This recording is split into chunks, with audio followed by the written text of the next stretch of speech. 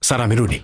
Bado hajarudi mpaka sasa hivi. Umeacha wasichana wenye heshima zao, unamfuata yule kapuku kwa sababu nini? Hebu niambie, umeona nini kwani? Nimeona kila kitu mama, kitu ambacho haujakiona. Nimesikia kwamba faili utakalowasilisha kwa mwanasheria ni tofauti na ile faili ambalo tunalo. Hakikisha unamwambia yule binti kwamba tunahitaji faili kamili la zabuni. Sijui kama tutaendelea kuishi kama zamani mara baada ya mambo yote haya kutokea, yani sijui.